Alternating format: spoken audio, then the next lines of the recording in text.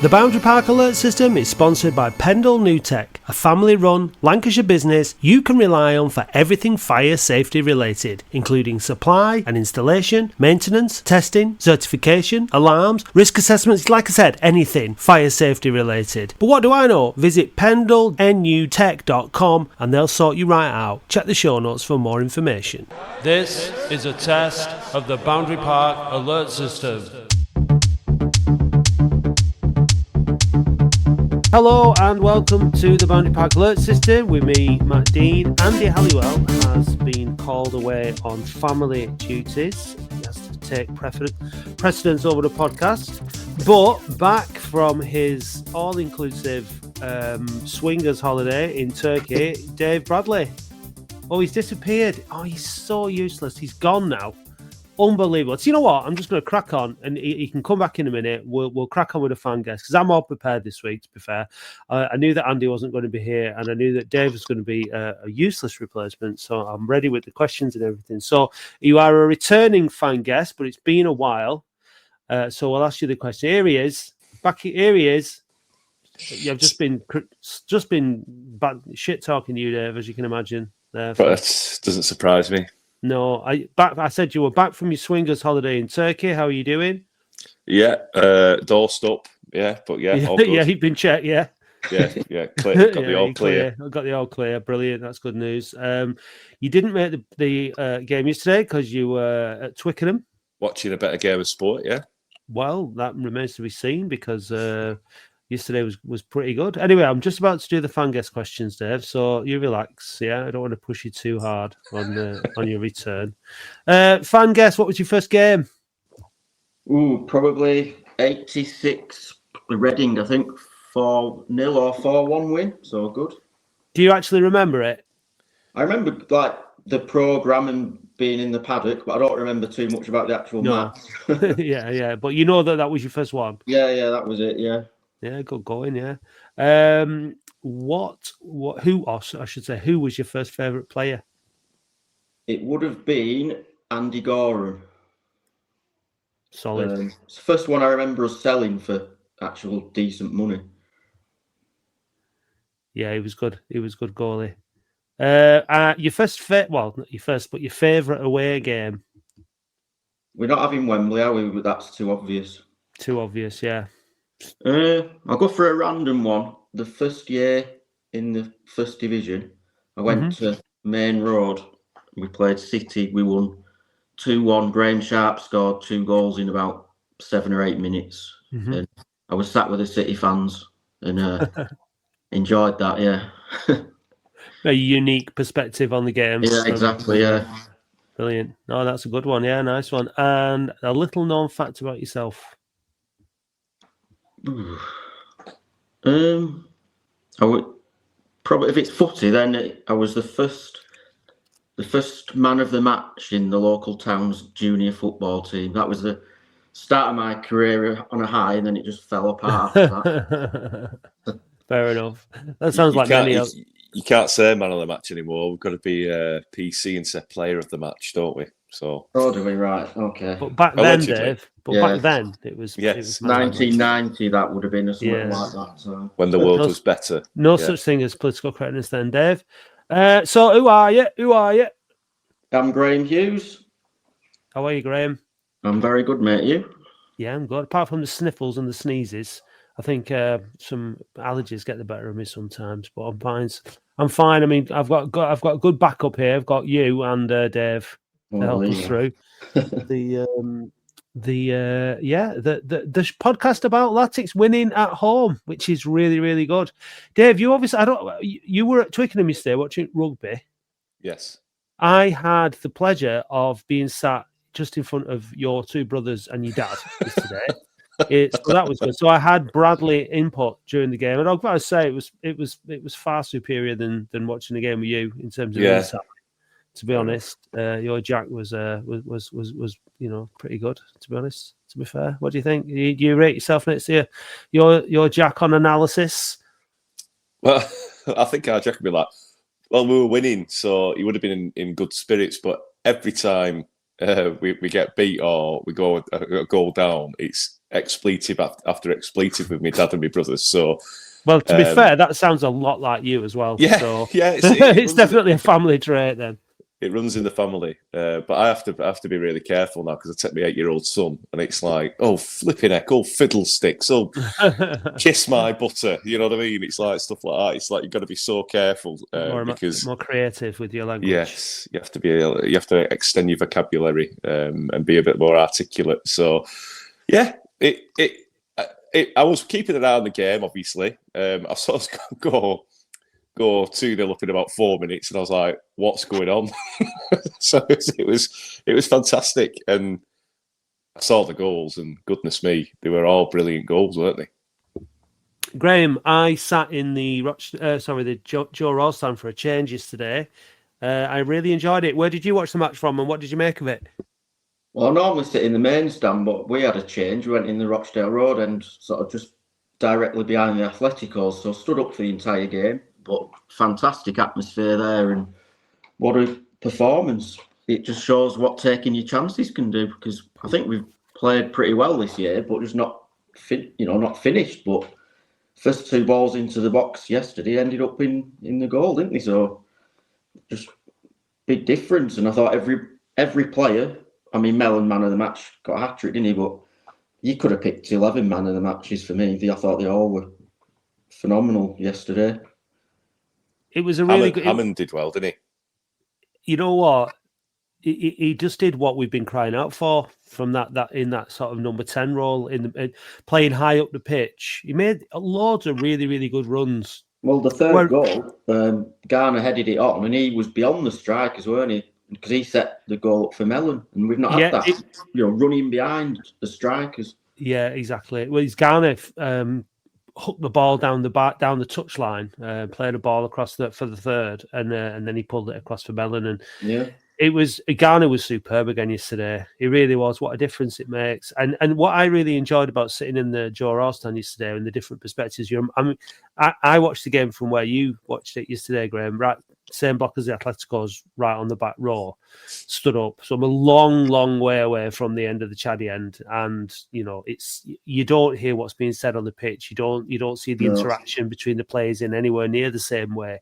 And Garner was coaching Mellon all the way through the game. He was in his ear the whole time. He was talking to him, instructing him, motivating him, like when there was a breaking play, And I think it's so important to have that on the pitch. It reminded me a lot of, I think, was it George Edmondson and Peter Clark who played together? But you've got the older, more experienced guy at the end of his career and the young lad at the beginning of his career.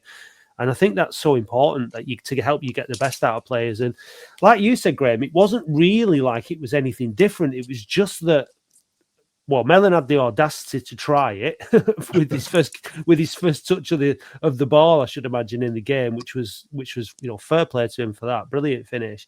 Second was a cracking finish as well. Like the kind of finish that he's actually had the opportunity to score earlier on in the season and hasn't managed to put away. So it's just one of those days. I think we had a really good day and Northampton had a really bad day because they were poor, weren't they, Northampton? They didn't offer anything, did they?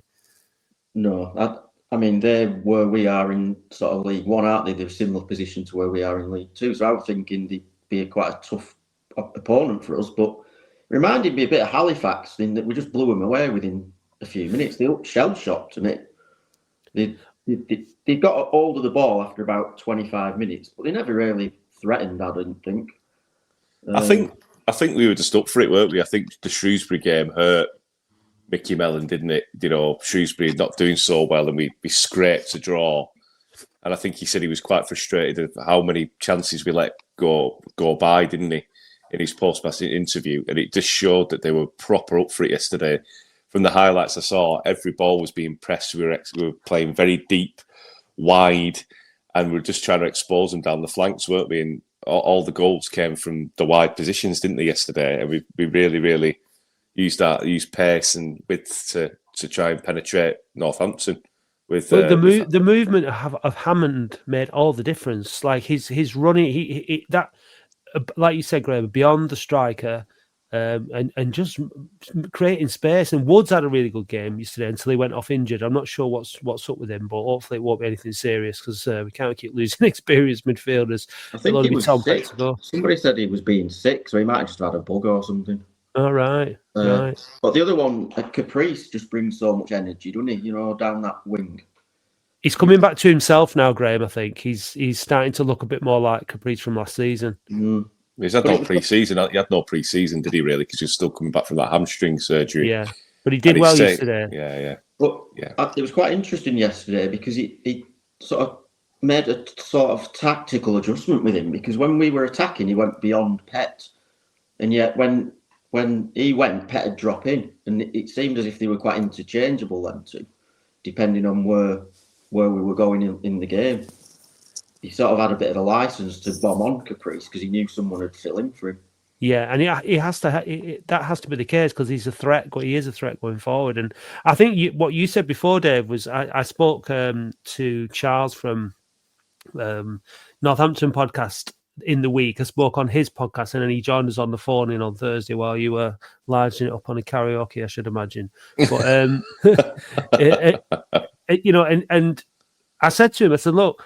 So last season in the Cup, in the knockout competitions, the knockout games, we were superb. We were brilliant against Halifax at home in the qualifying round of the FA Cup, blew them away. We were brilliant at Tranmere, we were brilliant at Leyton Orient, and we were brilliant against York, Halifax and Southend in the playoffs. So I said to him, maybe tomorrow will be a bit more like that and we'll play well. And we did. And it's we'll see how we'll see tomorrow who we get in the or Monday evening and who we get in the next round and how we fare in that. But it did seem like a different mindset for that game, even though you could argue that it's just maybe a little bit about luck rather than anything else. But we went for it in the opening game in the opening minutes and scored 2 goals. I think Mickey Mellon, when it's shit or bust football, we always seem to do really, really well, as you just said. When there's nothing riding on it and it's a must-win game, he does win the game, doesn't he? He must change his coaching style in the week because obviously I think the FA Cup is going to be quite a prospect for financial gain this season for us, really, because let's face it, the only players that we've got in January who could probably be looked at as assets are Robson, Sutton maybe, and probably Hudson, and that's it. So the FA Cup's going to be absolutely vital for us to recoup any money that the Rothwells have spent. So if we can get a 3rd round draw away at like Newcastle or Notts Forest or something like that, it'd be absolutely magic for us, wouldn't it? Do you know what I mean? I just hope it, we can get like a really big draw and get the TV cameras on us and have a really good away day. Because on our day, I think we can beat anyone. Like look at Leyton Orient last season; we were so unlucky of how we got beat. But it's I back Mellon to get us probably to the 4th round if he probably could. To be 4th or 5th round, it'd be really nice, wouldn't it? A nice little money spinner. Yeah, ideal. But... even the 2nd round, if you get a decent draw, there's a chance you might get on the telly, isn't there? So that's a bit of extra money, isn't it? Yeah. Rochdale at home, something like that. That'd be lovely, wouldn't it? Well, there is potentially some pretty good draws that we could get, fairly local ones that'd be pretty good. But it's the 3rd round. Look, I want Brackley at home or Hemel Hempstead at home or Slough at home or something like that. Chelmsford beat Braintree, didn't they? Yeah, that's what you want. You don't want anything. Like something like Stockport away would be really good, but they'd probably beat us. And there's Bolton and teams like that in there, but they're probably tricky. And I'm not so sure how they'd feel their ground. Wigan they played Hemel Hempstead. They struggled, didn't they? But there was hardly anyone there. It was rubbish. So there's some good clubs that would probably do well in attendance. I wanted to talk about attendance, actually. Well, we'll come on to a bit more in the game. But what do you mean? There was a couple of reports knocking around, a couple of a bit of false. I thought when they read it out, actually, that they said 6,000. That's what I heard. But it was 3,600 and something, I think, or 6,363. I actually have it up here somewhere. They definitely yes. read out 6,000 at the match, didn't they? They did, didn't they? They read out 6,393, but it was actually 3,693. Oh, was so it? yeah, so there was just over 3,500 there. Which, and like you said, Graham, that the Rochdale Road made a good noise. It's nice to hear it from the Joe Royal stand. You don't appreciate the noise that they make actually when you're in the stand. Some good atmosphere, decent turnout, 500 or so from Northampton. Obviously, didn't have much to cheer about with being 2 down in 4 minutes. But I mean, what do you make of that attendance? Is that a decent attendance for the first round of the FA Cup against a lowly League One Northampton? I would have thought we'd have got a few more, but. I mean, listen, if we get a decent draw next round, I think we will get sort of more what you'd expect. And I suppose it's off the back of a couple of... We've not been great at home, have we? No. Like Eileen wrote in her blog, October's been a rubbish month for us, hasn't it? I mean, I think we've actually played all right in some of the games. But it's not going to entice a lot of people in if you just expecting to draw. You know, you got to remember it clashed with the Rugby League Ashes game, didn't it? As well, you know, the England Australia. So there might have been a few contingents who went to the Everton ground. I know a lot of people who went, so it could have something to do with that. But 3,600 did seem pretty low. But again, it's a pay on the day, isn't it? A lot of people can't afford it. You know, when they pay for the season ticket, it's still an expensive day out, isn't it? You know, if you're taking a family of 4, it's £100, isn't it? You know what I mean? I think you're right. I think that's probably a fair point what you say about other things as well, because you don't know until that date's left clear in the diary in it for quite a long time until you know who you're playing and what's happening. And people probably do make other arrangements for that weekend, such as like you've said there, that, you know, the Rugby League. A lot of people at Twickenham as well. Yeah. So yeah. Well, somebody in the concourse yesterday. I was walking through, and someone went, "It's Sexy Dave," and it was so packed I couldn't see who it was, but they were like, I was like, so there's definitely two Oldham fans there, being that other lad. Either that or another Sexy Dave. No, just only one Sexy Dave. Yeah, so yeah, I mean, it wasn't too bad. I mean, when you look at, I think probably some of the other attendances for, you know, some of the clubs, it's not too bad. It was a decent turnout from Northampton. But yeah, it's just looking back on it, it's just a shame that a few more fans weren't there, because it was a really convincing win and a really good performance. And we've been talking about Mickey Mellon Jr. on the podcast and the phone in and stuff, and we've been saying. Well, I've been saying I want to see him take a game by the scruff of the neck, and you can't say he didn't do that yesterday. You know, he took his chances. I mean, the third goal was a tap in; he was never going to miss that. But the first two, both he had plenty to do on both of those. There was 2 cracking finishes, and he just looked a lot more up for it. And I was in the hospitality yesterday, so I saw the man of the match interview after the game, and he was saying that, like, he wasn't happy with himself, he wasn't happy with his own performance, and he wanted to prove himself today. And that's what we've been saying. We've been saying, look, there's a really good young player in there, and at this level, we want to see him proving that he's got the goals in him. I just think that the way that we played yesterday, and Garner being alongside him, and Hammond playing in that role, just made so much more of a difference. The defenders had so much more to worry about with Hammond's running and with Garner's intelligence, and the fact that he's winning free kicks and just being a general nuisance for 90 minutes. It's just made a massive difference. And what I will say is that when the substitutions were made, because he brought all those front 3 off, I wanted to see him give Hammond 90 minutes. Like, Hammond hasn't had 90 minutes for so long. He was played really well. Just let him carry on.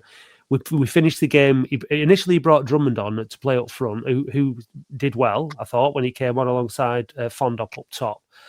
But then he dropped Drummond into Hammond's position, and he had Quigley and Fondop on, and you could see the difference. All right, the game was as good as won, but it really, really encouraged Northampton to get back into the game and for them to start playing further up the pitch and in our half. You could argue, yeah, the game was over, but we looked a different team when that front 3 was off and the others were in position. Did you think the same, Graham? 100%. In fact, I thought when Drummond came on and he put him up front, he scared the life out of them. They were frightened to death of him. And then when he dropped him back, that threat disappears. And you couldn't... Quigley and Fondop they couldn't hold the bloody ball, could they? No, they kept coming back. Yeah. So we were kind of our own worst enemies because we're inviting them on then. Yeah. If you'd have kept Drummond up top or Hammond, we'd have had that threat still the other way, just for a ball over the top. And like you said, once he changed it, if he'd have kept Drummond up front, and maybe he could have brought Kai Payne on to play behind, do that. Well, he brought him on, didn't he, for Woods, and played Payne in the holding position. But he doing that seemed a bit daft. It would have been that they scored a goal, which was like their first properly good ball into the box all game, I think, and then they got one, and I thought, here we go. You know what I mean? If they just get another at this rate, then it could be a bit of a panic at the end, and it would have been down to the changes. I would have liked to just. I thought he brought Hannon on for Woods and dropped Petting. I thought they did that. I thought Payne didn't come on, but no, Hannon started, didn't he? Harrott. Sorry, Harrott. Oh, Harrott. Number 26 is Harrott, isn't it? No, that's Payne. Is it? Yeah. Oh, I thought it was. Yeah. See, it's hard from the back of the Rochester Road, and you can't see a bloody thing.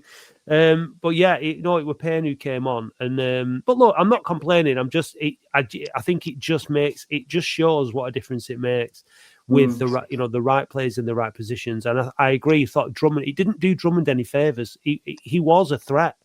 The Rochester Road end was singing if Drummond scores, we're on the pitch, so that was quite amusing.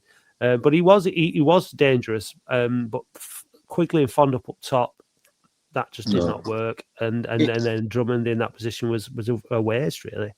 I mean, he does that sometimes, Mellon. He throws like he had Joe Quigley as an ex-Rick Oldham a month ago, didn't he? He had him on the left wing. He did. I mean, he did. You sort of scratch. I'll never believe that he's a left winger in my life. Never. But it happens at all levels. I remember England a few years ago, they had Harry Kane taking corners. And you're like, so if it can happen at England level, it can happen at our level. Paul Scholes on the left wing by Kevin Keegan played him on the left wing and he retired, didn't he, after that? That was just like ridiculous. They do throw one where you think, what's the thinking behind that? And when Drummond's so effective up front and running at him like he was, I don't know why you'd drop him into midfield, really. But anyway, like you said, it was almost like he just kind of wanted to give players a run out, and figured the game was done, and the game was done. To be fair, but you know what it's like. Anything can happen. Anything can happen. You can throw a 3-0 lead away. It's as unlikely as it is, and we didn't obviously, and we're just kind of like just talking about it, but it was very, very obvious the difference it made, and I think that going in, and again, they might just wanted to take them off and save their legs for Saturday, because that's a really, really important game at Harrogate, and I've no doubt that all being well, he'll start the same team, because it was the same team that started against Shrewsbury, even though we didn't win the game. He started with the same team, and it worked. It worked really well, and Harrogate. So it's not a must-win, but after not winning against Shrewsbury, then we do need to beat them, because they're just below us, aren't they? And so we need to get a bit of distance between. We just need to get some points on the board, don't we? We just need to get some, like, draws are no good. We need to get a couple of wins, and if we win 2, we lose 1, or we win 2, we draw 1. It's not too bad, but we need to convert these, draws into wins, don't we? And that yesterday's performance will give them the impetus to do so, won't they? The impetus to do so. Yeah, I think that's it. We can't just go to Harrogate and lose 2-0 and not look anything like. We've got to build on that yesterday. And this is a big month because we're playing a lot of teams in and around where we are. Yeah. And if we've got ambitions to get up the league a bit, we've got to be getting a win, haven't we?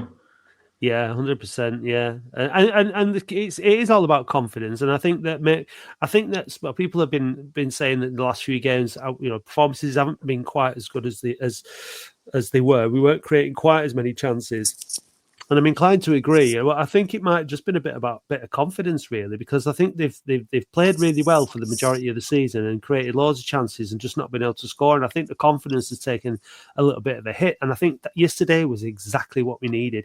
Northampton Town for the last 5 years have been in the first round, and it used to be a case that typical Latics, well, that's exactly you'd want to play. You'd want to play a Latics to break that duck, but that's not what happened yesterday, and we put them to the sword, and I'm buzzing, and I'm sure Mickey Mellon was buzzing. I've not heard the interview yet, but let's have a listen now. We're the fire experts, fire safety experts at Pendle New Tech.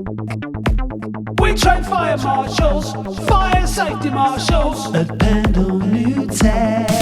Pendle New Tech have fire experts across the UK covering all your local and national needs. With over 100 years experience in the fire safety industry, you know that you can trust Pendle New Tech. Right, enough of that now. Mickey, what were the most pleasing features out of here?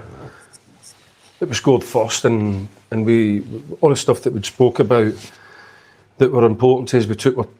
We absolutely took our chances, didn't we? And we think that's we know that's what's been missing maybe in the last couple of weeks. In certain games now we haven't done enough. It's sort of Salford and Notts County. That's something that we'll need to grow into if we want to play against the sort of teams that are at the top end of the division. We know that we have to be better. But in all the other games, it was just about being clinical and taking the opportunities and getting results like we did today. But I know I've played football before, and I know sort of at the end it's important. You're in that and just we needed to win.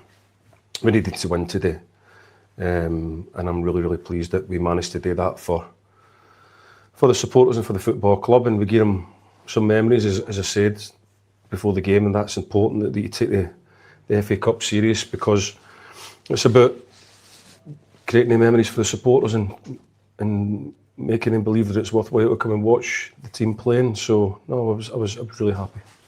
You've said over the last couple of weeks that a win like that was coming. Just how comprehensive a performance was it? I thought very. At the end, they fling everything at you because it's a cup tie, but we defended Brady. I was a wee bit disappointed about the goal we gave away. I don't want to sour the performance, but we know what happened, and we'll sort that out next week, because we work hard. We're set for our clean sheets, and we are a wee bit disappointed that we haven't got that. But I don't want to seem like the bogey man or whatever you want to call it, because we'll have one against a team in a level above us. We've just come back into the Football League, and in games like that, hopefully we'll gather some momentum and keep going again. You touched on the early goal. We've obviously been on the receiving end of early goals in the last couple of weeks, but does that just show the importance of scoring early? Well, we've spoke about the stats and getting that first goal. We've chased too many times, far too many times, and we're an honest group of people, coaches, staff, and the players, and we knew that we had to be better at that. And today we were, so I'm really happy. Michael scored 3 goals up until today since joining Oldham, but was a performance like that and a return like that, was that something that was obviously well within his capabilities? Do you see that coming from him? Yeah, that's why we wanted to bring him here. Like we said, we wanted to bring him here a long time before he actually came, but it was difficult to try and get it done. But the football club, the family, always supported on it. It was always something that we believed, we knew would happen. And we were always in dialogue with Burnley to about when it would happen, because he is a very talented boy. He is, and I'm saying that as a dad and as a manager and a coach. He's an extremely talented lad, but he's only 21. So there is areas of his game that he needs to improve. But listen, he's well capable of the improvements, and if he keeps going the way that he's certainly heading in, he's got one hell of a future in front of him. A couple of really nice finishes, but just how good was that first? Oh, I mean, take on my relationship with that outside. I like a good bicycle kick, but to see it executed like that is special, really special. Probably if you see a better goal today, I'll look forward to seeing that. But that's an incredible finish, and he executed it brilliantly. And I'm pleased that it was in the FA Cup and it's at home. And no, as the manager and as as a head of a group of players and coaching staff, we're delighted with that. And as a dad, it's magnificent, isn't it? It was a complete team performance, as we've said, and it's probably unfair to pick individuals out. But Ollie Hammond's come into the side over the last couple of games. What can you say about his contribution today? Great. As I said, we're taking a risk. There's not a lot of teams play with two up front anymore. Everybody plays with midfield players and goes and supports one striker. We want to try and play with two. And then we've got Ollie, who's got great legs and football legs. So he's got nice legs as well. We want to get up, support them, and go and score goals. And so Ollie's is a massive part of that. With his energy that he puts in, he's non-stop running, and he's a lad that we brought here as a young player to develop. And he's definitely on the route forward to developing as well. So really pleased with him as well. And just finally, I think you spoke yesterday about getting that extra edge really to get the win, as well as getting into the next round of the Cup. Can this be a more significant win in the context of? Well, we'll know in the future. I'll never get carried away, and I can't make promises. All I can say is we are delighted. We worked really hard to get this victory today. We knew we've drawn too many games. We've drawn a lot of games and played really well in them. Knew it was about the next stage, moving on from drawing and playing well and getting victories. And we know that. We've got an honest group that know that.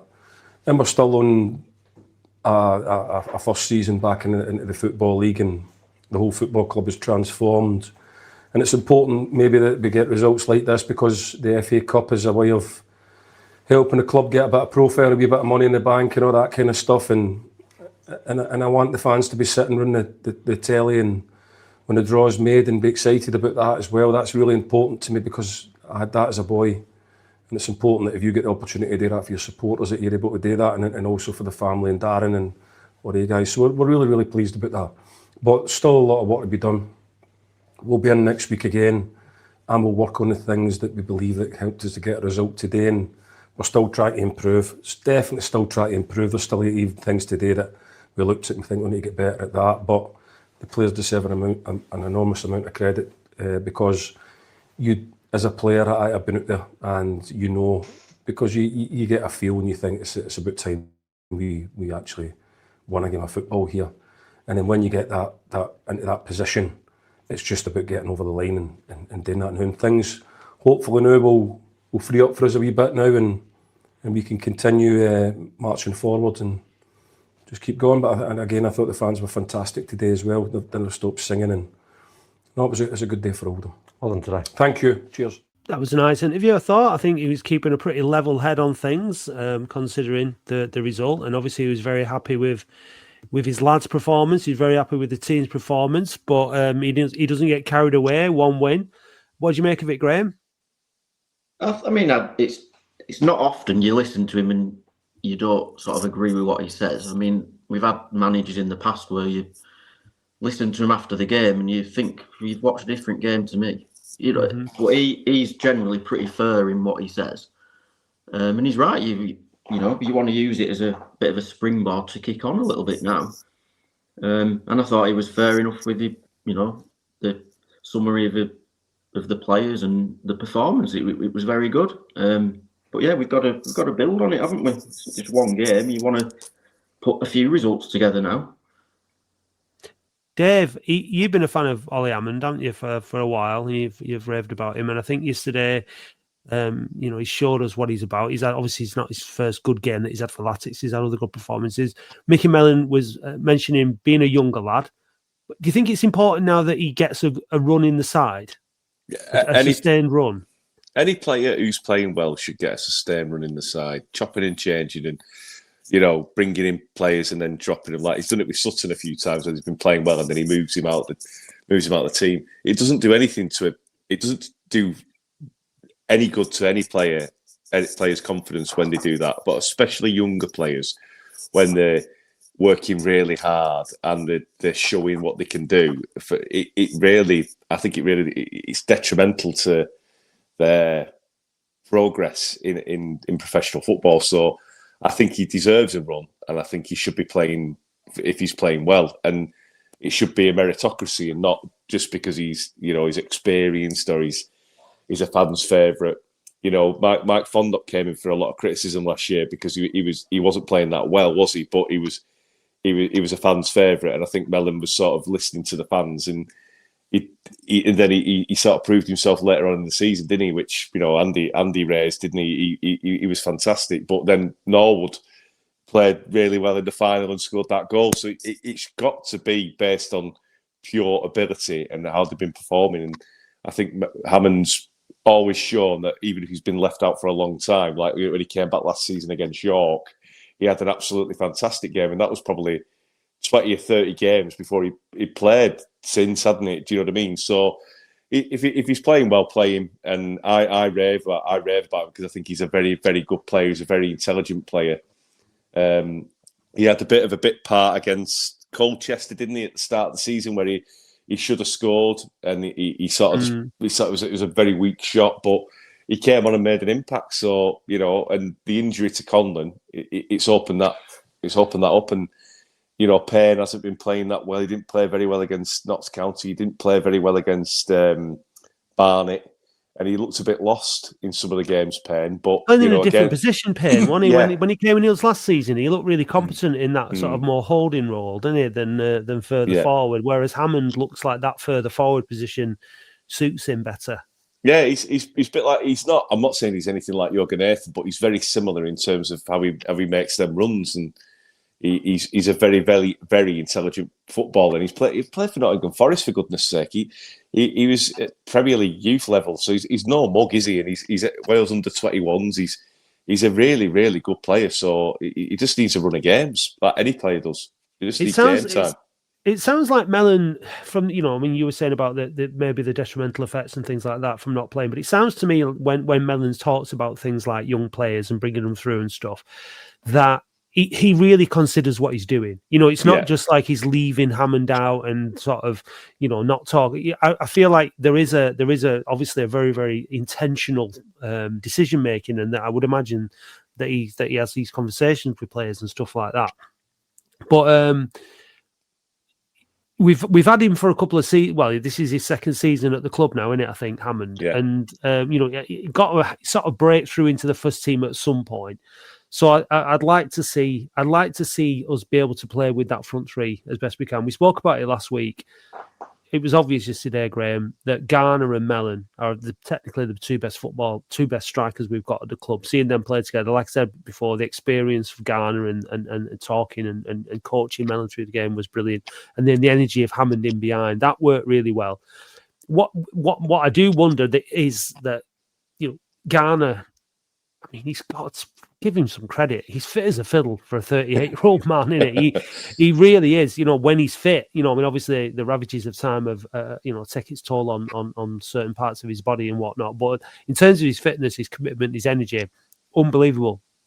It's just when he can't play, Graham, there's no one else who sort of fits that mould in terms of that style of player, is there, to go in alongside Mellon. So it changes things quite a lot, doesn't it?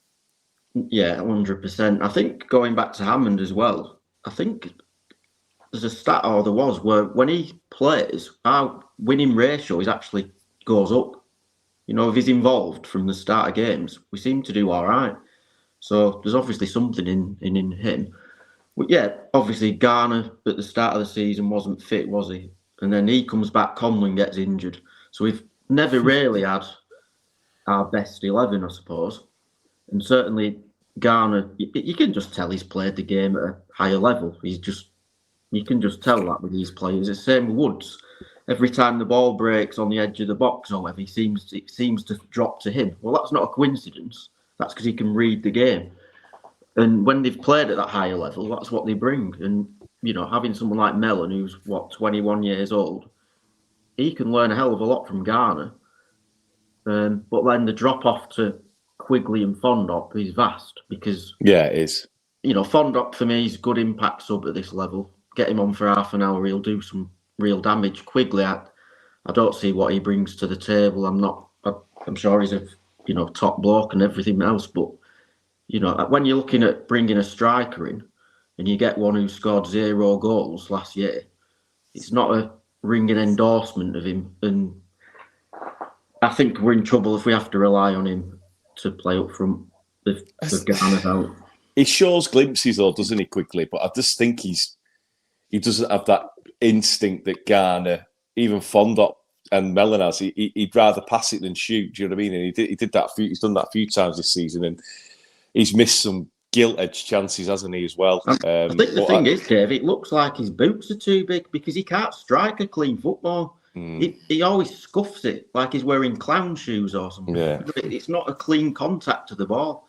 I don't know what it is. It's really weird. But I think with Mellon playing Mellon, who's a younger kid as well, he hasn't got that excuse saying I'm trying to protect players, because if a younger player who's not getting picked and Mellon's getting picked, he's like, well, you're playing another young kid, so he can't be protecting the young kids. I think signing Mellon Jr. has made Mickey Mellon realise that actually he needs intelligent players around him. And, you know, from what I saw the highlights yesterday, Garner's been at the top level. Hammond has played Premiership youth level. That is, you know, the next step for him was Premier League football, wasn't it? He's, you know, I think he played a couple of cup games for Nottingham Forest, but he needs intelligent players around him who make those runs and who make the space. You know, do you know what I mean? And that's why Woods is suited to Mellon as well, because they've all played at the top level, haven't they?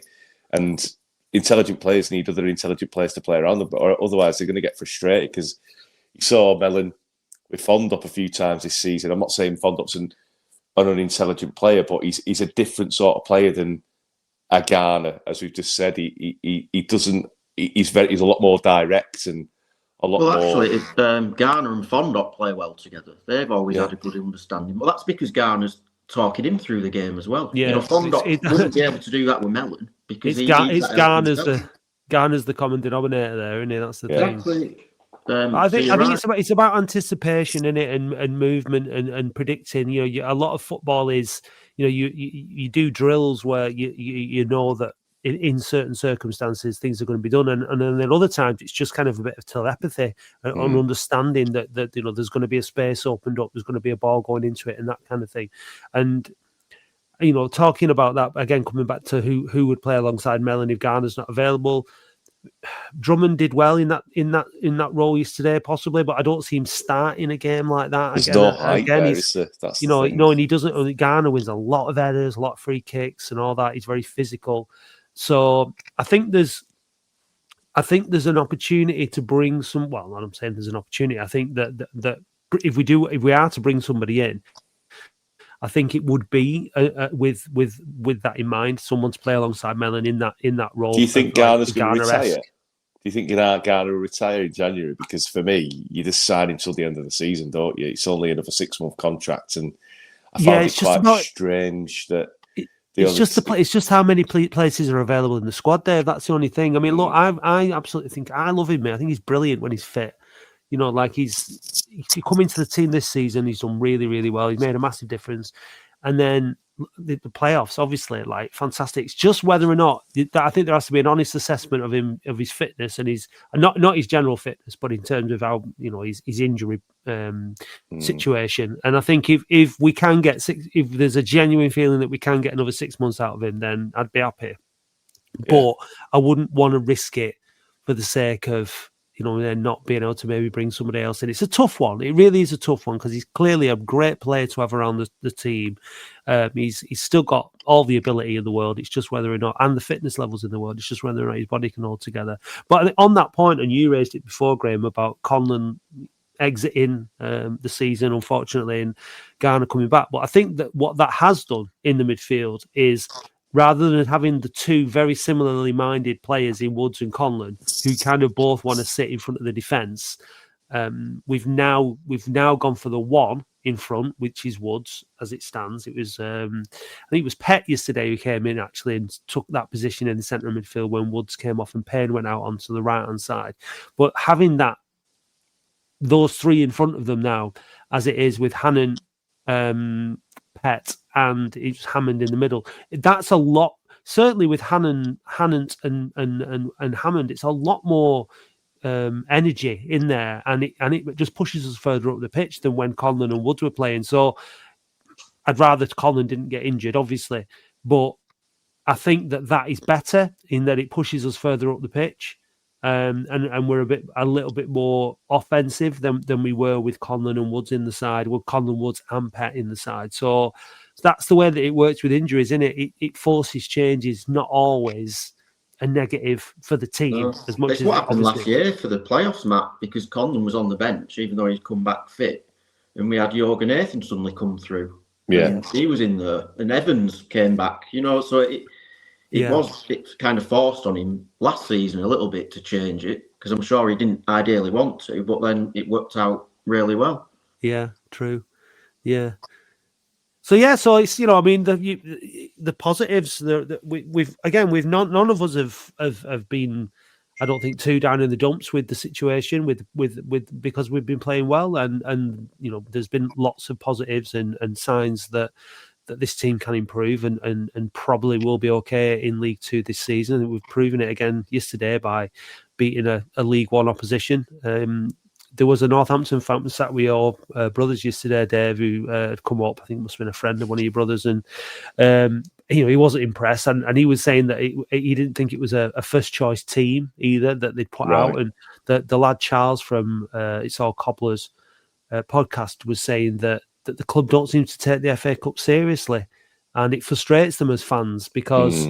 With all due respect to Northampton fans and Northampton as a club, it's not like they have much to shout about, is it? They're up and down between League One and League Two. Yeah, have the moments that Mickey Mellon was describing, and it was nice to hear Mellon saying how special the FA Cup is and how he wants, the likes of your lads to be sat in the draw, waiting for the draw, and for us as adults, it brings the kids out in us, doesn't it? I think the FA Cup third round draw. So it was nice to hear that, and going into the next round, we find out maybe by the time you listen to this podcast, you'll know who we're playing. It'd be nice to see that hopefully we've got as easy a draw as we can possibly get. Like I said, just hope we get someone decent. Yeah. Just someone shy, ideally, like a non-league, like a non-league team that doesn't travel very well, ideally. Do you remember it for the years? It was always Doncaster, weren't it? It was like you just knew it was Doncaster for so many Doncaster years. or Bradford. It was Doncaster or Bradford, weren't it? Yeah. But, right. The thing is, now we've got to play Latics Mind, haven't we? That's the time of the show that we've reached, and we will listen to it just after this. The Boundary Park Alert System is sponsored by Pendle New Tech, a family-run Lancashire business you can rely on for everything fire safety related, including supply and installation, maintenance, testing, certification, alarms, risk assessments. Like I said, anything fire safety related. But what do I know? Visit pendlenutech.com and they'll sort you right out. Check the show notes for more information. So, Dave, you get to do the backup. Any passes? Yeah, that Graham has. How did you get? Did you when you did it last time? Did we have Latics Mind, Graham? Have you no, done I don't before? think you did. To be honest, Matt, I don't think it was. No, early doors. Unless I blocked it out that I did that back. I don't remember.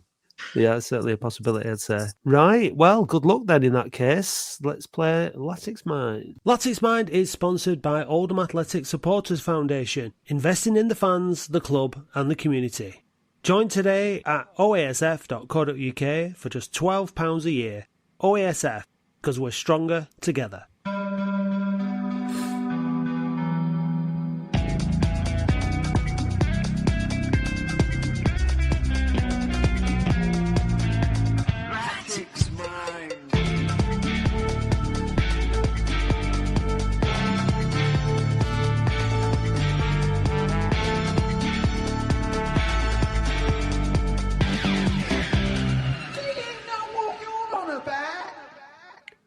Which current club employee has played for Mosley? Mosley. Pass. In the 89-90 season, Latics lost cup games against West Ham, Man United, Notts Forest, and who else? Leeds. Incorrect. It was Newcastle United in the ZDS. Oh, who am I? As well as Latics, I had playing spells at Brighton and Scarborough. Andy Ritchie. Correct. Which former Everton teammate of Joe Royals was assistant manager at Latics in the 90s? Colin Harvey.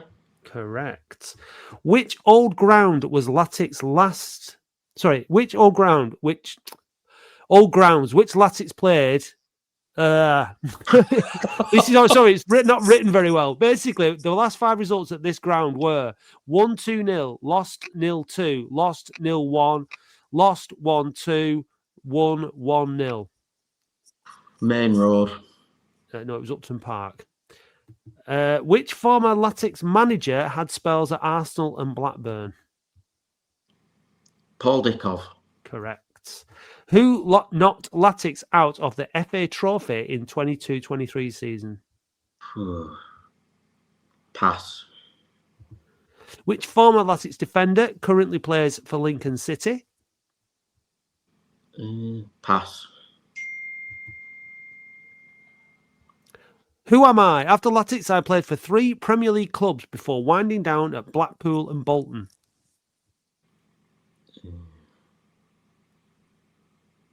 Andy Barlow. It was Paul Warhurst. Which former Latics striker recently scored a hat-trick in a World Cup qualifier? Pass. I've started, so I'll finish. Who scored his first ever league goal for the club in a 2-2 draw versus Hull City in October 1990? Frankie Bunn. It was Nicky Henry. So you got Andy Ritchie, correct. Colin Harvey, correct. Paul Dickov, correct. And that's it. You got 3. 3. Yeah. That's not so bad. 3's not so bad. Dave, which current employee at Latics played for Mosley? It's Darren Royal, isn't it? It is Darren Royal, correct. He was slower than a weekend in prison, I've been told. I'd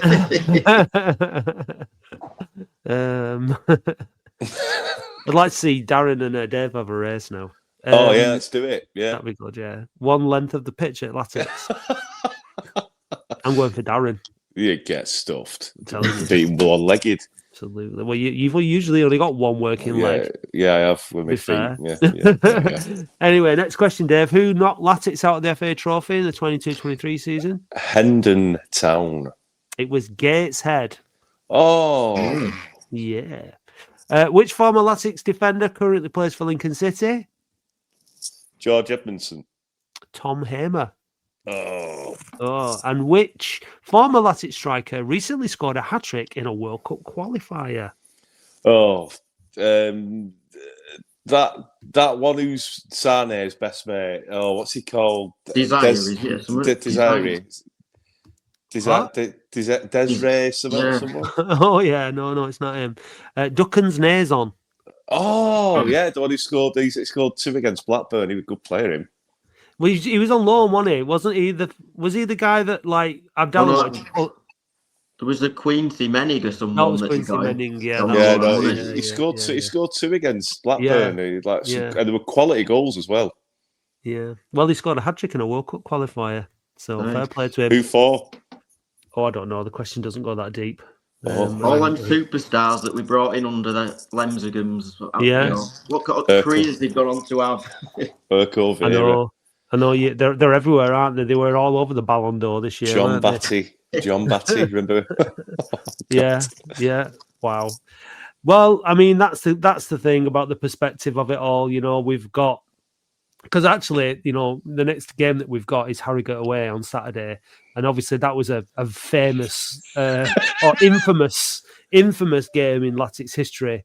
The end of Salim Bencho's reign. Yeah. John Sheridan was back, I think, that evening or the very next morning or something. The phoning was on the following Friday, wasn't it? It's where we got our heads together and said we need to do something. And well, to talk about the football and rather than all the other stuff that was being spoke about, and it was a shocker. I mean, I remember the away end, the players having to go through the tunnel in the away end. It was a freezing cold day in January, and Jason Luteweiler was trying to play it out from the back, and all the fans turned on him, didn't he? And he's like, it was shocking. Stop it. It was shocking, absolutely shocking, and we've come along. It's sometimes nice to have these kind of like the way that you kind of go full circle. That's the white Gilet game, isn't it? That's the white Gilet game, yeah, exactly. The Montclair Gilet. So we're back now in the Football League where Harrogate Town have been that whole time, and the tickets sold out incredibly quickly. I didn't even know they were on sale. I was in Aldi. And I got this urgent message. The tickets were on sale. It was like 7 minutes past 6, and they've been on sale since 6. So I was in Aldi, like trying to get a ticket, and I was having no luck. I was having absolutely no luck. I'm like, it won't let me select any of the seats. It's saying all the standing's gone. I was like, oh no, I've missed it. And then I was looking on Twitter as well at the same time, and somebody, I don't know who it was, but I would like to thank that person because they said, don't stop trying, because what's happening is some of the tickets are going into people's baskets and then being released. And so I was like, okay, I'll keep trying. And I kept trying and I managed to get one. And me and Harriet were stood there and she got one and I got one. And it was just pure luck. I just kept trying. I thought they'd gone in minutes again, hadn't they? It's just... Can't wait for League One and some bigger local grounds where more people have got the chance to get older tickets. Are you going next week, Graham? No. What's the capacity for the away fans at Harrogate then? Not sure. It's not many. I think, if that. It's only a little ground. Yeah. I didn't get a ticket. So, but anything that's in the sort of like within an hour or two, there's a really high demand in there from Latics fans. So if anyone from the club's listening and they want a ring fence it for the sexiest broadcaster, then please reach out. I tell you what, you would be a good shout actually if Dave beats Darren Royal in a race across the pitch at Latics. Someone can sort him out. If someone gets me a ticket, I'll buy a white gilet and wear it. I'll take a marker pen and just like draw knobs on you. Is it next Saturday? That it's next Saturday. Yeah. Oh, I'm at the rugby. Never mind. No, is that what it is? Yeah. Down to Twickers again. Yeah. Yeah. How did you were coaching your lads team this morning? How did they get on? Okay. If you think a 6-1 defeat is okay, they did all right. The other team was really good. The other team was better coached. I should have better coached, yeah. But they're under nines, and they were like some of the players were like, "There's no way they're 9 years old." The other team, they were just like, honestly, one was like nearly as tall as me. I was like, "There's no way," you know what I mean? But what can you do? If people are going to allegedly play older players. Playing ringers at under 9, oh dear. Yeah, well, that's it.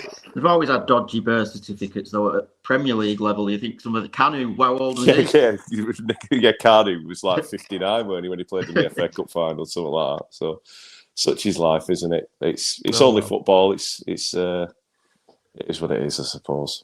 Yeah. Well, I'm looking forward to next week. I'm looking forward to Harrogate. We've got Crewe after that, haven't we? I think we've got Bolton in that thingy cup somewhere along the line as well. So tough games. They're all tough games. Who do you want for the second round, Matt? Like I said, Slough or something at home, Chelmsford at home. Someone that chances are, 99 times out of 100, you'd beat them at Boundary Park. Someone like that. The third round draw. Team, Matt, if you get the lowest ranked team at home, you probably get on the telly as well. So you double bonus, isn't it? Yeah, that's true. Everyone get a bit of extra money. Eh? Yeah. All right? Yeah. I mean, there's some real banana skins in there for us as well. Because look, I mean, it's League One and League Two, so I mean, still, the Latics are still a relatively big draw, even though we've been, in terms of the name and the stature of the club, we're bigger than plenty of League One clubs. So, it's a good draw to get Latics. But yeah, I take a home game, again, extra revenue for the club. And, we can all go and watch it, which is good, apart from if you live in down south or wherever. But, so I just want to get into the third round. Don't care. As long as we get someone we can beat, I'm not bothered. Yeah. And where do you think, Graham, we're getting closer to Christmas now. We're getting closer to the halfway point. Everything you've seen so far, how are you feeling about where Latics might finish this season? Optimistic, really. I just think we've just been guilty of missing chances. If we'd stuck 2 or 3 of them in, we'd be halfway up the league by now. So it's not as if we've been played off the park in many games. I think Notts County weren't so good, or Salford, but apart from that, we've competed in every game and arguably been the better team in the majority of them. So if we can keep up like yesterday and, you know, put the chances away, I think if we can get to January or, you know, sort of halfway up and then with an eye on going up rather than looking down, then they might find a bit of extra cash for, like you say, a Garner packs in, or, you know, they might need to recruit a couple of players in January to push us on a little bit. But I'm optimistic, mate. I've been sort of pretty relaxed. I think we've settled into the league pretty well, considering that we only knew we were going up on the 1st of June, didn't we? It That's took right, you a lot of time to prepare for the season. And I think we've recruited pretty well on the whole. Yeah, I mean, I was saying this today, again, because it's when you get much closer to the players. I was looking across our back line, and obviously Robson has done really well. It's great to see Caprice back, and I was saying I'm really happy with those two centre halves. You know, Manny and Daniels, like two absolute giants, but both good with the football. They're not just oof merchants, are they? You know, they can play a bit, and and then the midfield, you know, there's definitely talent in there, and obviously we got Michael Mellon banging in the hat-tricks. Oh, that reminds me, someone Graham Lee's messaged me on Twitter. I've not done any research. I thought I'd leave it to the hive mind to figure out.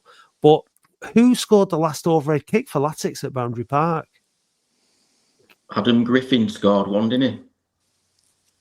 And there was a guy, a Portuguese. Was he Portuguese? Who scored? Yeah, it was Lourenco against Huddersfield, wasn't it? I think they're the two I can think of. Mick Wadsworth was the manager of Huddersfield as well, and we beat them 4-1. Clive Varnard scored 2. Lourenco scored, I think, was it Chris Taylor? No, was it Chris Taylor who scored the other? I can't remember. No, Chris Taylor came a long time after that. I can't remember who the other goal scorer was. Right, so but there has been a couple then. Yeah, Adam Griffin. I remember years back Rick Olden scored one, but that was at Newcastle. It wasn't at Latics. Yeah, I remember that one. Yeah. Well, leave a comment on Twitter or wherever, and let us know who the last player to score overhead kick at Boundary Park was.